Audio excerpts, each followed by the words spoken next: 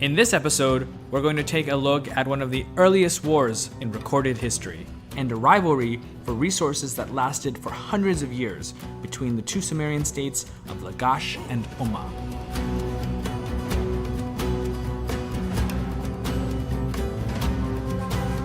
So in the past, I've talked a bit about how the various city-states of ancient Mesopotamia came into being. They initially started out as settlements along the banks of rivers, and over time, and with improved irrigation and farming techniques, these settlements grew from villages into towns, and then into what we'd recognize as cities. Though it's pretty clear from archaeological evidence that armed conflicts between city-states occurred, we generally don't have the details as to why or how a certain conflict resulted in a war. One exception of this comes from inscriptions and cuneiform tablets found in the ancient Sumerian city of Lagash. This city was actually part of a kingdom that consisted of three major cities: Girsu, which was the capital, Lagash, and Nina Serara. The patron deity of Lagash was Ningirsu, a god associated with farming, hunting, law, healing, and war. In the Akkadian language, this god's name is Ninurta. Other powerful Sumerian city-states of the early dynastic period included Ur, Uruk, and Umma. These three states, especially Umma, were often at odds with Lagash. In fact, they often allied with each other solely to isolate and battle against Lagash. In many cases, these conflicts had to do with farming land and access to reliable sources of water, two things that were always in short supply in the deserts of Mesopotamia. This doesn't mean that Sumerian city-states were always fighting. Cooperation with each other was just as important for their survival.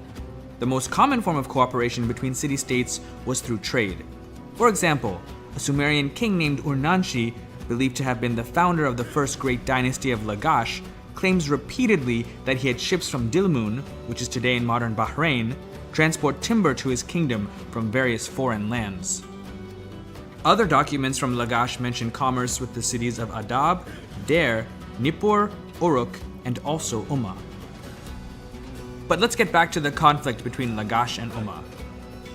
These two city-states were quite close to each other in terms of distance. In fact, Lagash's capital of Girsu was only 30 kilometers from Umma.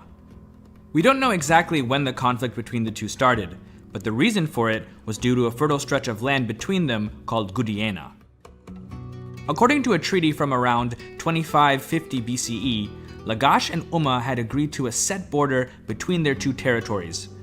At this border was a large stele, which is generally a large slab of stone with writing or images carved onto it. This stele has actually never been found, and it seems to have either been lost to the sands of time, or, if you believe the Lagashian explanation for it, was actually destroyed by the king of Umma.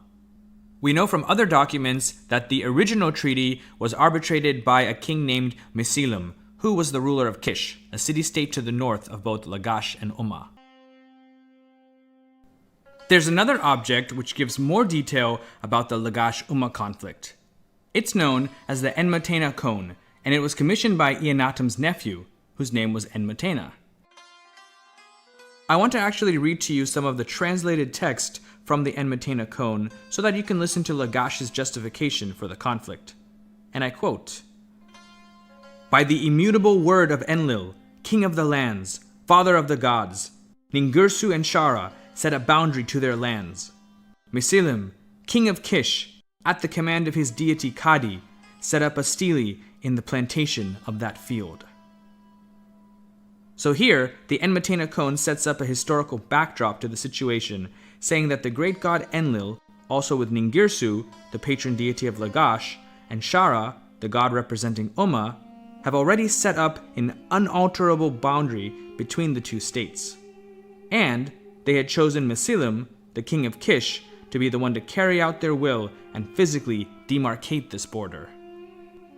Now, further on in the text, we learn the cause of the war, and not surprisingly, it's all Umma's fault. The text reads, and I quote, "Ush, ruler of Umma, formed a plan to seize it. The stele of Mesilim he broke in pieces. Into the plain of Lagash he advanced." Later in the text, we learn of how Eannatum resolved the conflict. Like in the past, the conflict is resolved yet again with a treaty. However, this time, in addition to the border being re-established where the Mycelium monument or stele had been, Eannatum placed a heavy barley tax on Umma. To further enforce the new treaty, he made the king of Umma swear an oath to the gods to once again not violate the sacred border and cross into territories belonging to Lagash. Things in the century following Eannatum's death in 2425 BCE were anything but stagnant. While his nephew Entemena did fight yet again with Umma, he also seems to have concluded an alliance with Lugal-Kingshidudu of Uruk. Lugal-Kingshidudu had just united Uruk and Ur into a single kingdom, and he seems to have not wanted any conflict with Lagash. Thus, he and Entemena concluded a peace treaty which was a major blow to Umma because with this alliance, Umma had officially lost its once staunch supporter and ally against its greatest enemy. All was well for Lagash. It was prospering, was powerful, and had few external enemies that could challenge its dominance. But then, an unexpected turn of events occurred in Lagash. For reasons that aren't exactly clear, the priests, or at least a group of them, obtained political influence far beyond their religious role. One of the high priests even appointed his son, Enentarzi, as king. It's not surprising then that with the priestly class having a monopoly on power, after all, they controlled all of the religious institutions as well as the monarchy and government, that corruption became rampant.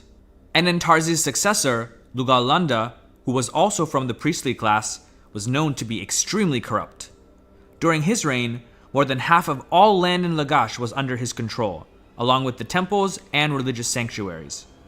Those who disagreed with Lugal-Landa were dismissed from their positions. Heavy taxes were put on the population, with people going heavily into debt.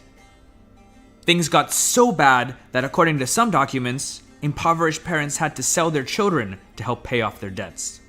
This, along with the grossly uneven distribution of land, no doubt played a large part in the overall dissatisfaction of the citizens of Lagash.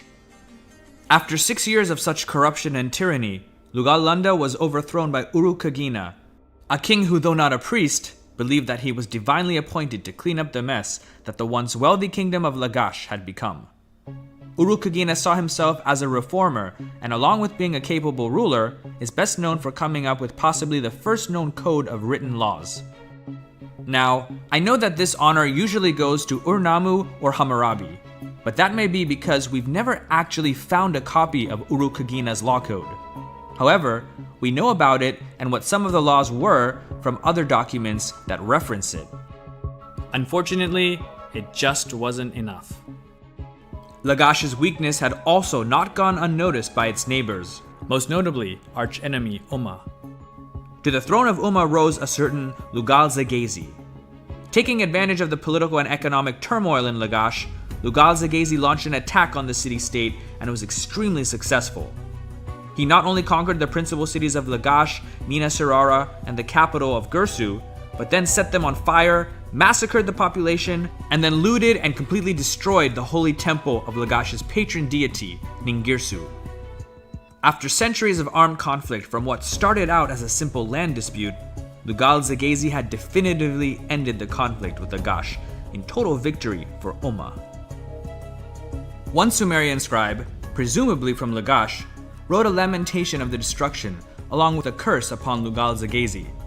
It goes, and I quote, "The men of Umma have set fire to the temple. They have carried away the silver and precious stones. They have shed blood in the temple Iengor of the goddess Nanshi. They have carried away the silver and the precious stones. The men of Umma, by despoiling of Lagash, have committed a sin against the god Ningirsu. As for Lugal-Zagezi of Umma, may his goddess Nidaba make him bear his mortal sin upon his head." Perhaps the curse did work, but it took its own sweet time. After destroying and desecrating Lagash, Lugal-Zagezi went on to conquer the rest of Sumer and parts of northern Mesopotamia. He moved his capital from Umma to the much grander city of Uruk and established a new dynasty there from which he claims to have ruled over the land from the Persian Gulf diagonally up to western Syria. If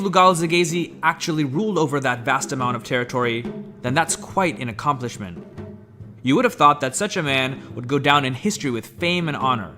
In fact, you're probably even wondering why you may have never read about or even heard the name Lugal-Zaghazi in your history class or any other casual reading. That's because his short-lived empire was incorporated into that of another, one who would go down in history, at least in ancient Mesopotamia, as possibly the most admired and celebrated ruler of the ancient world. This would be Sargon of Akkad, also known as Sargon the Great. That's another story, but just know that by the end of his life, Lugal-Zaghazi had fallen from grace so much that after being defeated and captured by Sargon, he was taken from Uruk to the city of Nippur and tied like a dog to that city's gates for all to see and mock. With Lugal-Zaghazi's defeat to Sargon, the era we know as the early dynastic period of Sumer comes to an end, and the Akkadian era of Sargon and his descendants begins. And thus also ends the great rivalry between Lagash and Umma.